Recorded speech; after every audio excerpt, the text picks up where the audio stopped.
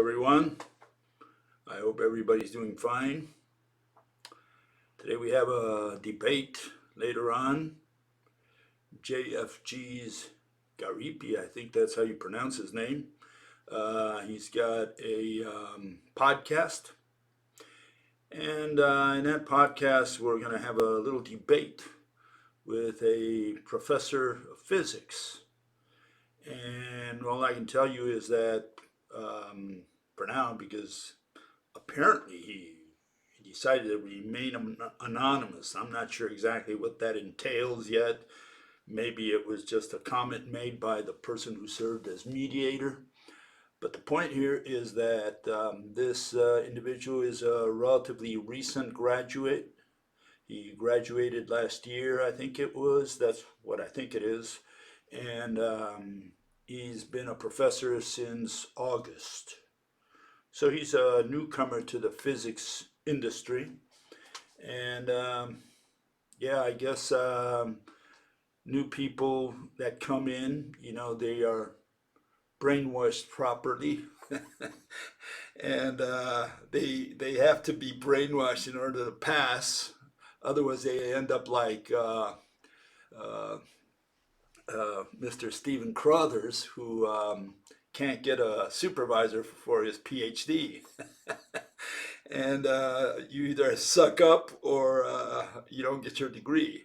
And sucking up means also that you're going to fall in line. You have to if you're going to take a test, you better repeat what they taught you or what you read, which is what everybody out there reads, the entire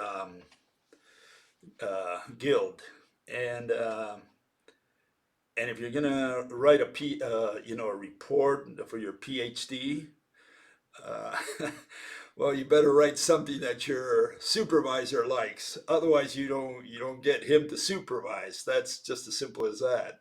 And so, it's unfortunate, but that's how our science has evolved into. I'm not saying there's a conspiracy, okay? I'm saying that's how it got there. That's where we are. And unfortunately, if you get a degree from a big name institution, Harvard, Cambridge, Oxford, Stanford, whatever, chances are that you've been brainwashed. So the worst place to get a degree today is a big name institution. It just means you're a yes man, that you're more interested in forging connections than you are in really doing science. It's independent scientists, researchers, who actually are moving science forward, but they don't get published. But that's where science really vibrates in people who are doing individual research, because if these people get together, they have nothing to lose, nothing to win really, and they can fight it out, and they're going to get to the bottom of things. There's a bigger chance of getting to the bottom of things because things are debated. But when you're in these big institutions and you form some kind of masonry out there, or some club, and they have conferences, there's no debate. In fact, you better not show your hand if you have a different theory, because people will look at you and say, what did you just say? You were joking, right? So everybody's got to fall in line. And that's how our system has evolved into what we have today. So the worst place to get an education today is in a big name institution, because you're really there to get a job, to forge connections, and to just continue with the status quo. And this individual, he sent some things. Let's see if I can find them here.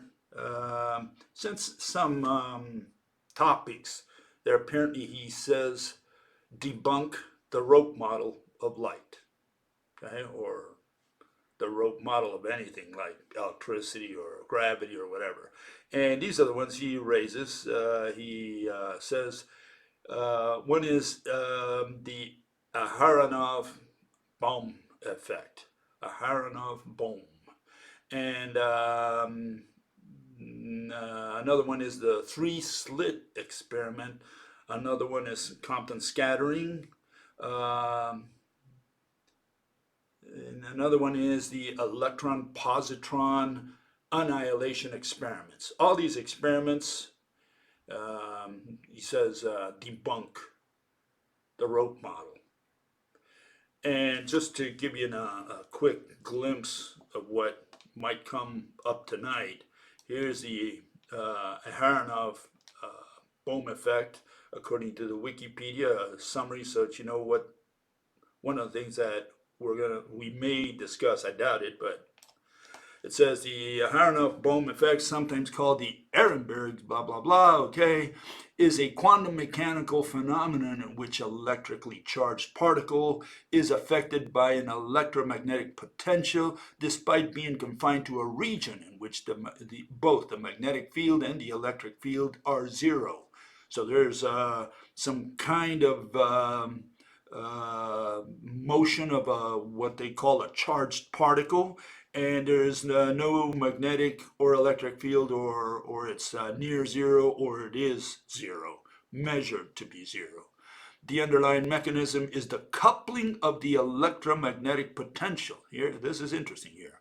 The underlying mechanism. Now they're talking about mechanism, they're talking about a physical interpretation, right? And what is it? It's the coupling of the electromagnetic potential with the complex phase of a charged particle's wave function. So we have a coupling of potential with a function. And what's a potential? Another function. It's the coupling of two functions. That's the physical interpretation. And so you can see where the problem's going to be. It continues, the most commonly described case, sometimes called Aharonov-Bohm solenoid effect, takes place when the wave function of a charged particle passing around a long solenoid. Here we have the wave function passing around a solenoid. Experiences a phase shift as a result of the enclosed magnetic field, despite the magnetic field being negligible in the region through which the particle passes. Notice at first they said zero, now they say it's negligible. And the particle's wave function being negligible inside the solenoid. This phase shift has been observed experimentally. So they observed a phase shift.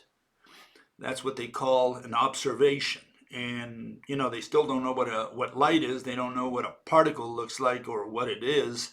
They say a charged particle because they're measuring something they can't see. And they're talking about a particle, and then they talk about a phase shift, which is a wave phenomenon.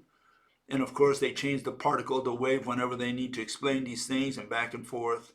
And so you can see that this is all idiocy, all nonsense. All they do is just play around with concepts: potential, field, phase shift, charged particle, wave function. What is all this? So you can see what the problem is. The real problem here is that all these folks move concepts around. So now I can give you a little bit of a preview of what I'm going to be discussing. I don't know what he's going to be discussing if he shows up, right? I'll tell you what I'm going to be discussing.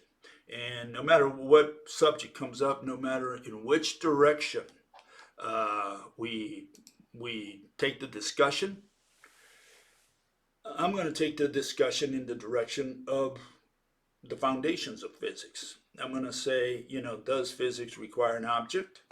That's going to be an interesting debate because that's where the problem is. And if it does, what is an object?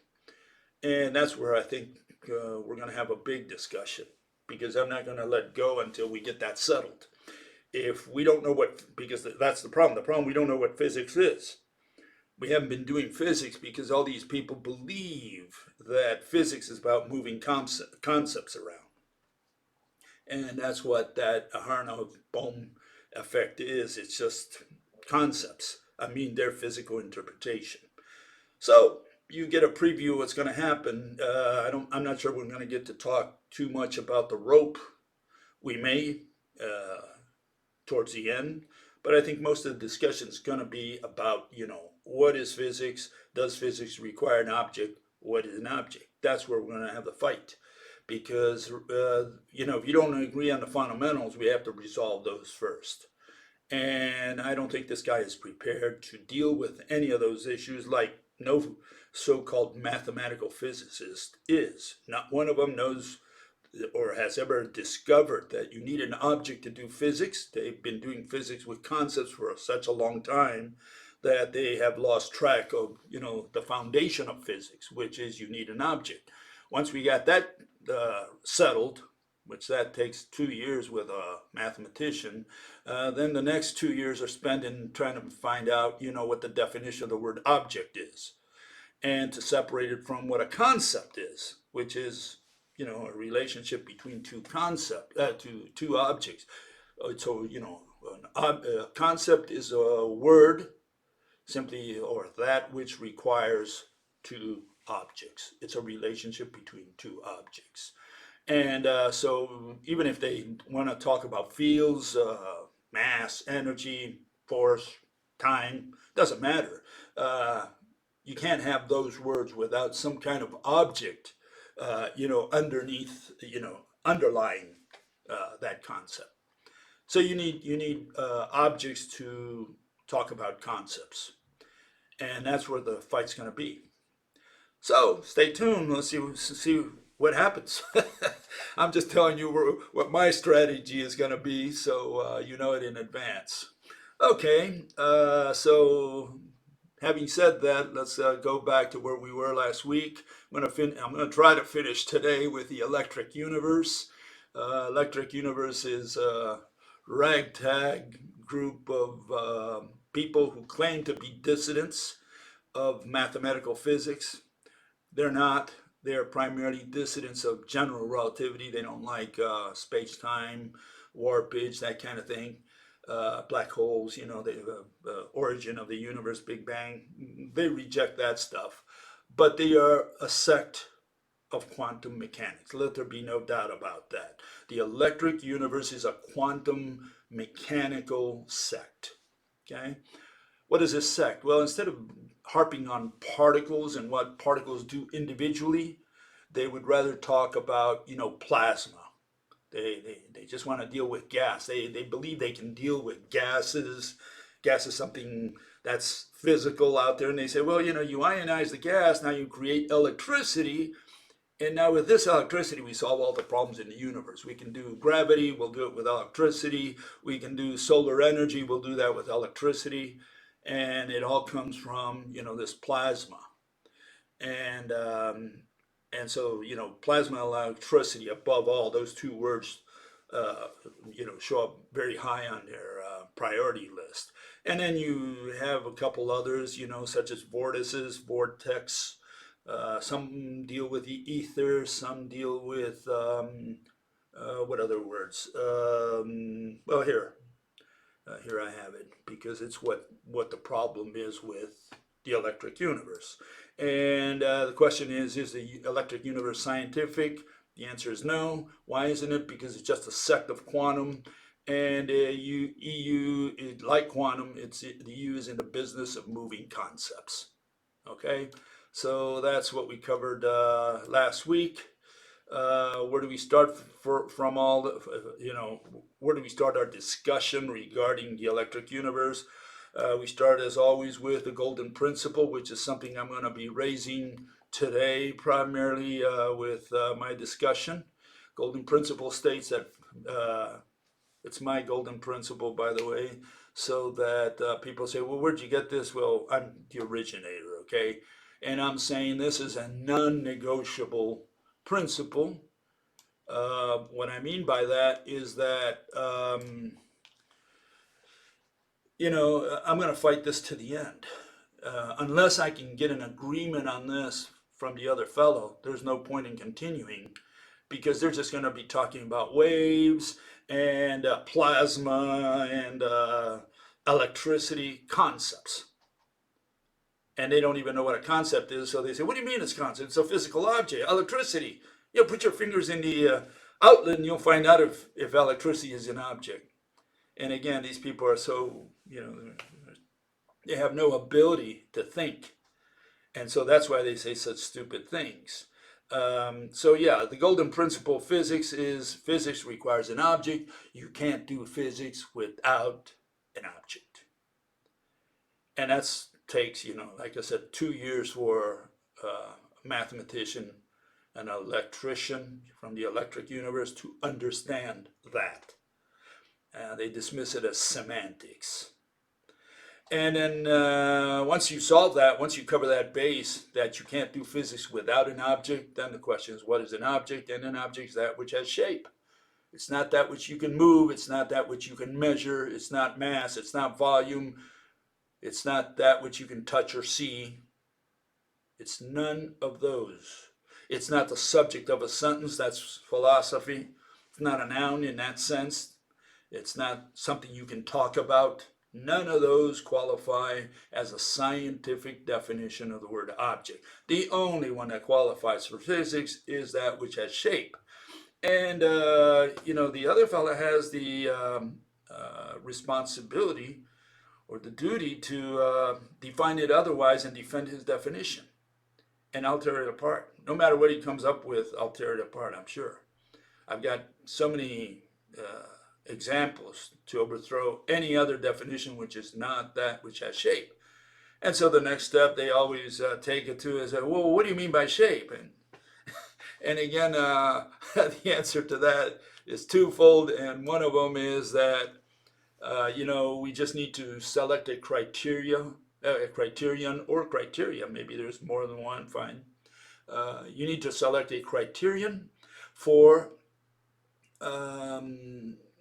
defining what an object is, and you got to choose between mass, volume, weight if you want, motion, measurement, subject of a sentence, any of those, and shape. Those are the ones that are usually out there, and so they have to defend which one they're going to choose. They can't say they're not going to define the word because the golden principle requires an object. And if it requires an object, you have to tell me what an object is. You can't say, well, physics requires an X, and then you don't tell the crowd what X is. No, you must tell the crowd what X is. You got to say physics requires an X, and this is the definition of X. Now we've got a solid foundation. And that's where electric universe fails. They don't even know about these things. They don't even care about these things. They say all this is semantics, and they're not going to be doing semantics. They're just going to do physics. Okay, so what are the problems with the electric universe? Well, as I said last week, we have the electric universe moving things that are not objects. Plasma, electricity, current, vortex, ether, primarily those. None of those qualify as physical objects. That's the main problem. And, these people just throw a fit. They say, what do you mean plasma is not an object? What do you mean electricity is not an object? Yeah, none of those are objects. And the other issues are that the EU uses the quantum planetary atom to do its electricity, its plasma. It invokes math physical jargon. They'll talk about doing experiments, predictions. They'll use the word field. They'll use the word energy, all words which are outlawed in physics. And finally, they also censor critics because they don't like anyone throwing their theories, out the door. Okay, so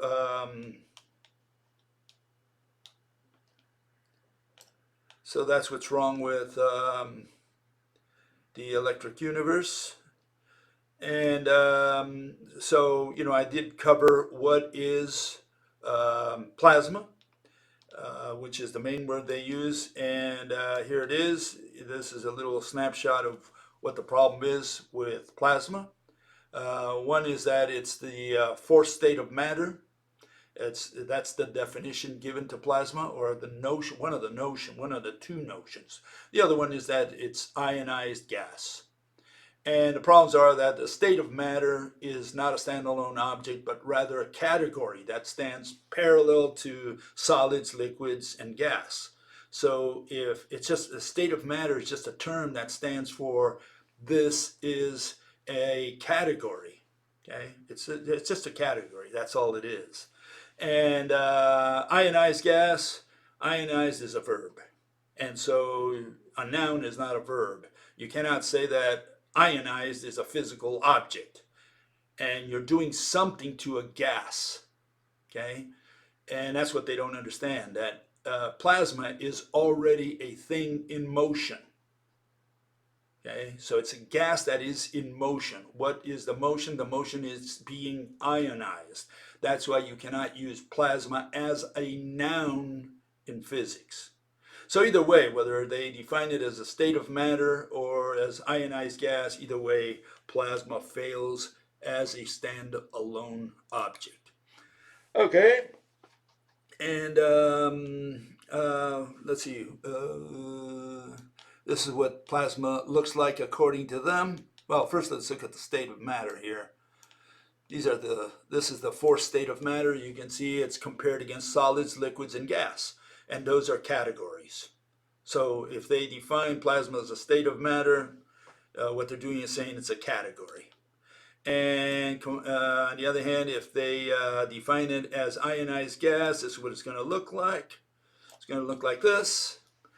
And as you can see, plasma doesn't stand still. Plasma is something it's a gas that is in motion. It's being constantly ionized. You need to ionize, remove an electron bead from its atom, again, the planetary model, in order to produce electric universe plasma.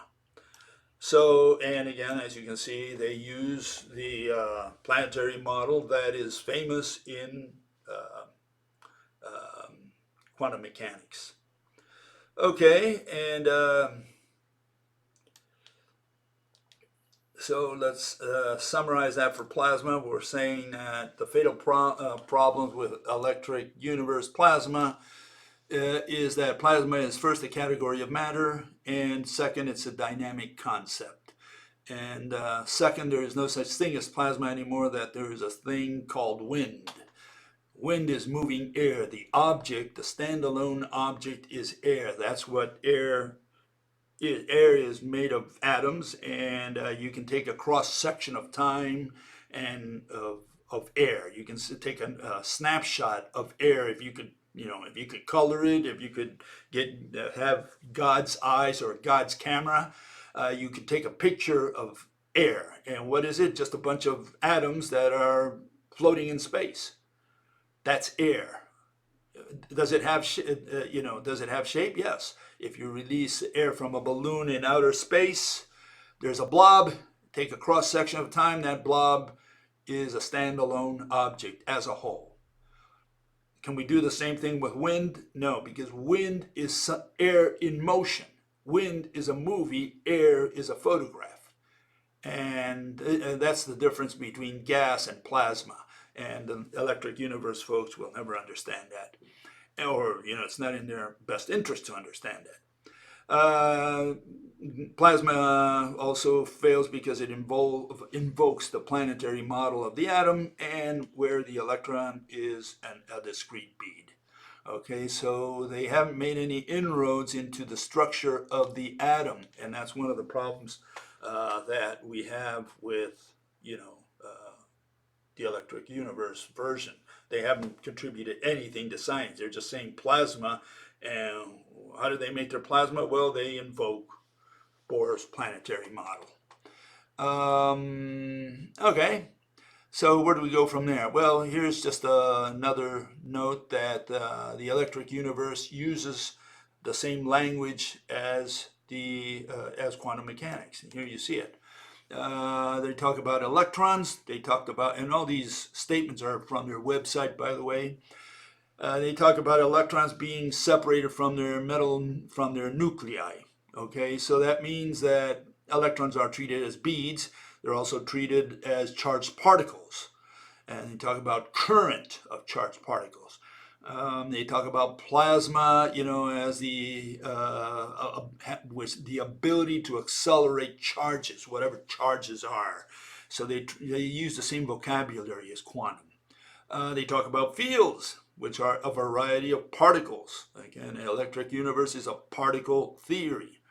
And they also turn it into a wave at their leisure, at their convenience. They talk about positive charges. They talk about energy. What else do they talk about? Forces, fields, particles. As you can see, they use the same language as quantum mechanics.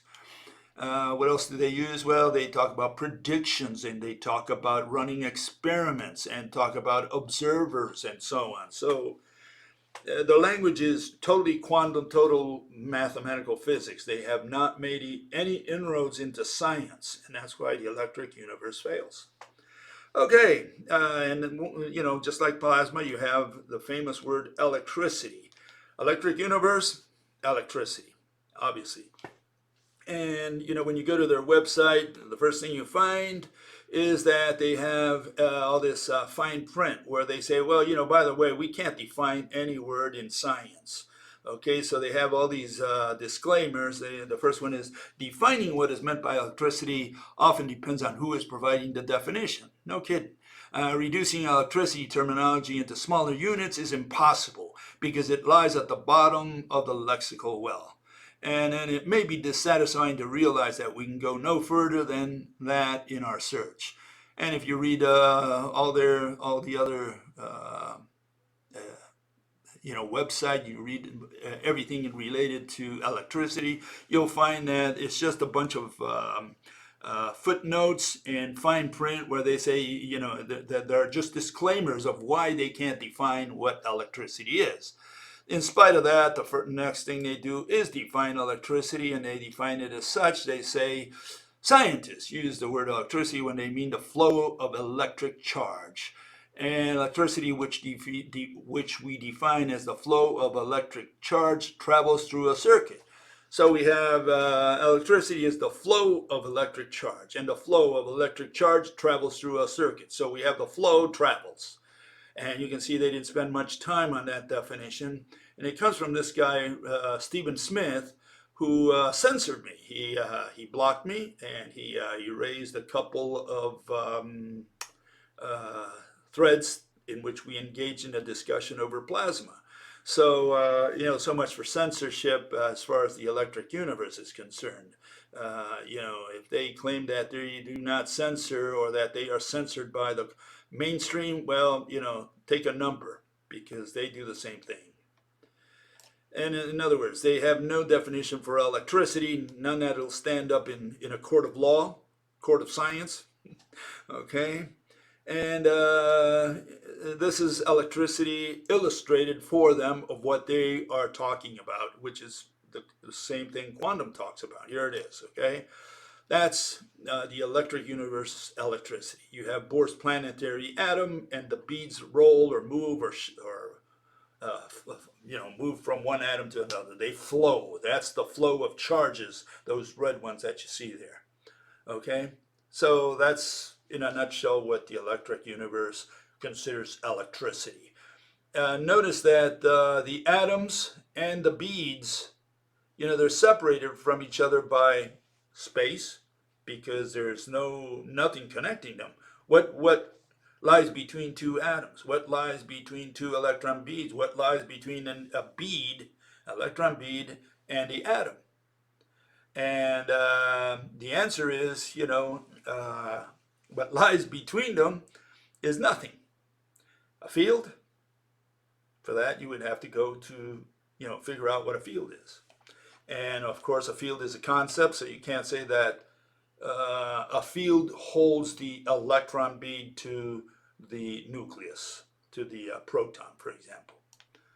So much for the electric universe's electricity.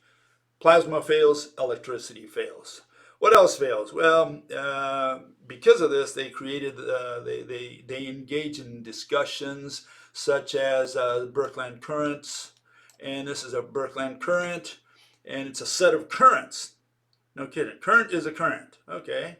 It's a current that flows. So we have the river already flows, and the river flowing is flowing. Okay, so that's what they say. The current is flowing when the current is already a charge that is moving. So they're saying that the moving charge is flowing. Okay, whatever that means to them.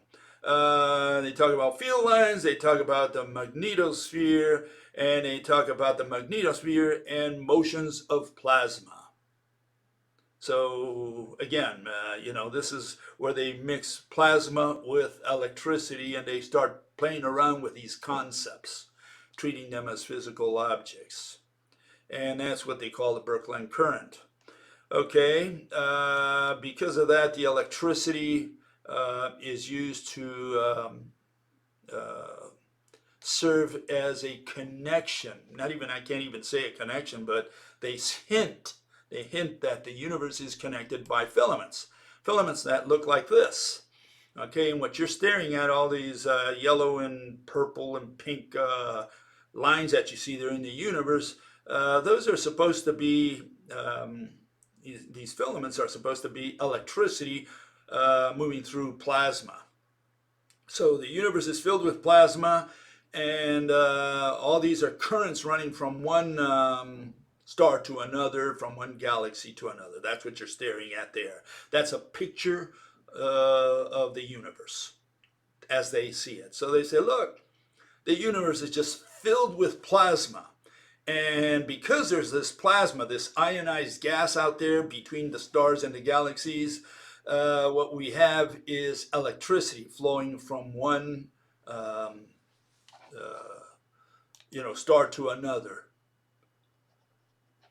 Let me just refresh the screen here. Give me a second here.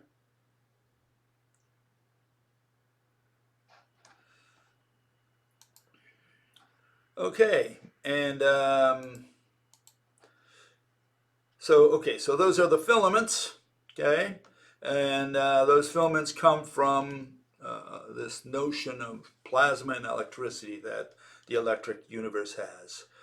And because of this, they come up with something that it was interesting for me, which was that they came up almost zeroed in on the rope model. Here is a Berkland current, and you can see it turns kind of like into the rope. Let's start it here. There it goes. And they say filaments carrying current in the same direction are attracted to one another. Okay, and they will collimate and become parallel. Okay. And then what? The filaments exhibit both long-range attraction and short-range repulsion. Together, these two forces cause filaments to twist around one another. And what do they end up with? Something that looks like a rope. I thought that was kind of interesting. Here they play around with these Berkland currents or whatever, or filaments or electricity or whatever they call it. And they end up, they're getting close to discovering the rope. Because what is it that's tangling there? What is it that goes around each other? They say two forces cause filaments to twist around one another. What are these filaments? Well, supposedly these filaments are electricity, and the electricity is made through the plasma. So we have plasma, ionized gas, with discrete beads. These beads are unconnected to each other because beads just flow from one discrete atom to another. But somehow this electricity is continuous, and this electricity rolls around another electricity. Instead of calling it electricity, they call it filaments, because now they think they're dealing with a physical object. And they have these two filaments running around each other and coiling like if they were two threads. It looks like they're describing a rope there almost, huh? Very close to it at least.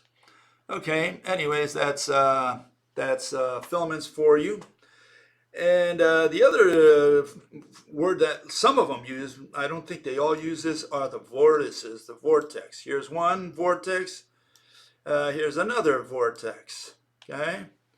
And you take your pick which one you like best, the one on the left or the one on the right. These are vortices, some kind of tornado of who knows what material. And so they treat this as a photograph. They say, look, a vortex. And they treat it as a physical object. Is a vortex a physical object? Obviously not, because a vortex is some kind of tornado, some kind of disturbance, some kind of twirling air, twirling water, twirling whatever, something that's twirling, something that's spinning. And so there is no standalone object called vortex, and they never understood the difference between a movie and a photograph. So what can I say? This is part of their religion.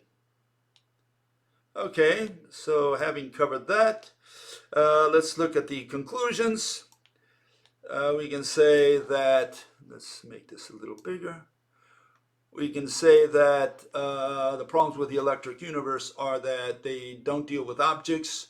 They use the planetary atom. They use math phys jargon. And the last two, they talk about predictions and experiments, evidence, and they also censor critics. And where do I get that from? Well, here, let me give you an example. It comes from the big man himself. This is Wal Thornhill. He's the guru of the electric universe, and this is what he has to say. He said, the electric universe accepts empirical evidence from plasma cosmologies. Empirical evidence? Empirical, I guess he's referring to experiments and evidence. I thought evidence is what we use to persuade, convince, convert, and recruit. So evidence is not a part of the scientific method. Evidence is an element of religion. Evidence is used to persuade people to believe in your theory. Evidence is what a prosecutor presents to try to convince the jury to believe in his side of the case, his version of the case. And so Wal is dealing here with evidence. And he gets this evidence from empirical, whatever empirical means. I suppose he's referring to experiments, right? He goes to the lab, he says, I observed something. And he was convinced of something. He calls that empirical evidence. He brings it to the courtroom and he says, look, I'm going to try to convince you what I saw. I saw this experiment, and this experiment now proves my theory, and he presents that as evidence to try to convince you, to try to convince the juror. Okay, so this is where the problem is. And the result is that we have been able to predict things. Predict. I thought astrologers did predictions. What does prediction have to do with science? So again, we have experiment, we have evidence, and we have predictions. Okay, none of which have anything to do with science. In advance and to accommodate new information and actually find confirmation in new information. Confirmation means you proved, and confirmation means you verified. Confirmation means that you've got nothing more to research or to investigate because you already confirmed something. You've proven it, you've verified it, and you can lay it out to the jury and say, look, prove it to yourself, convince yourself. So confirmation is not part of science either. None of these elements, empiricism, in other words, experiments, evidence, predictions, or confirmations have anything to do with science. Mr. Thornton has to take an introductory course in science, okay? The electric universe follows the tradition of classical physics, where there is a freewheeling exchange of ideas. Not the electric universe censored me because I told them there was no such thing as plasma. I was not even able to explain that to them because the thread was deleted.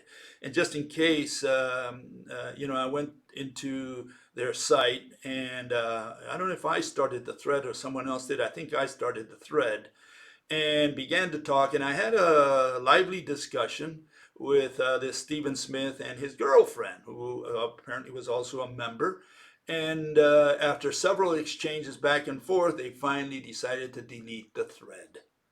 That's what the freewheeling exchange of ideas means to the electric universe. And I have a video on that. We made a video immediately on that because I wanted to make sure I documented what the electric universe did. Okay. And by the way, Stephen Smith is one of the guys who I guess organizes some of their yearly get-togethers. So he's somewhat of an important guy in the organization. And so he continues, and those ideas are organized into a coherent big picture, something which makes sense. I don't know about making sense. Make sense to whom? You know, when you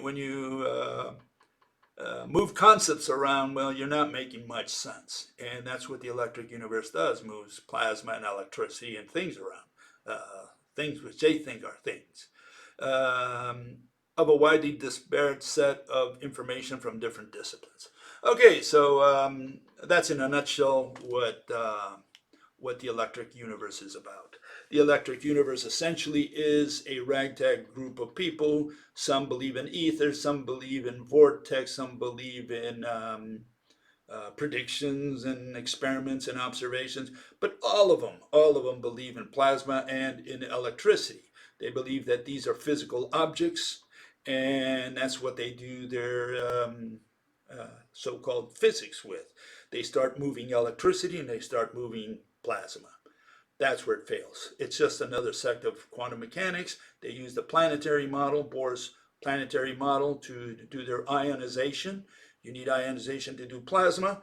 You need ionization. You need the bead model, the planetary model, to do electricity according to the electric universe. So all of it is founded on Bohr's planetary model, just like quantum is. In the case of quantum, I'll just make a little correction. I'm going to be discussing that in the next couple weeks, and we might get to it tonight in the debate that I'm going to have with this professor, and that's that the quantum is getting away from the particle notion. They realize they can't do much with a particle, or they're receiving too many questions from lay people on, what do you mean particle? Are you saying that a corpuscle travels from here to there and this and this and that? And so they're saying, look, we're so sick and tired of these questions about particles, and people confuse them with corpuscles, like Newton thought of them, classical mechanics. And so they finally changed the tune. They changed their pitch. The sales pitch now is that quantum deals really with a secret known as fields. Particles are really fields, vibrations of the fields.